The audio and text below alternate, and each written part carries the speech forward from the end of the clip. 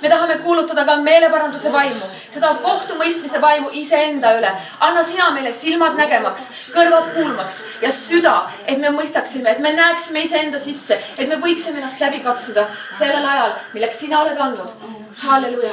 Ja ma tänan, et ei ole teada päevaga tundi, aga on teada, et sa tuled, Jeshua.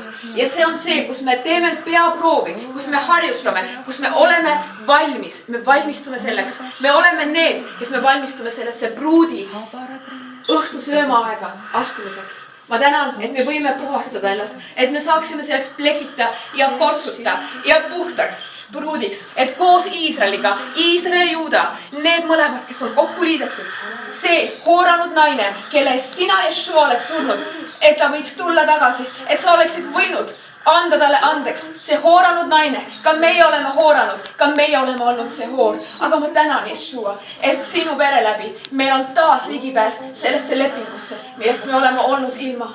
Ja sellepärast ma tänan, et sina puhastad, sina ilmutad, sina näitad. Ma tänan, et see on üks ilmutuste imetegude aeg meie südames.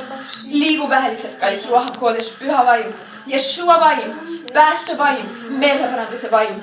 Ma tänan sind selle eest. Ma tänan, et sina oled meid pannud selle evangeeliumi sisse, et me võime käia selles evangeeliumis, et meie elu võib väljendada seda evangeeliumi. Me ainult ei räägi, vaid me kuulutame, me elame seda evangeeliumi. Ma tänan sind selle eest, halleluja. Selle väelise sarve hääle eest, milleks on sinu hääl, Jeshua. Sinu hääl kõlagu siin. Selles paigas, halleluja.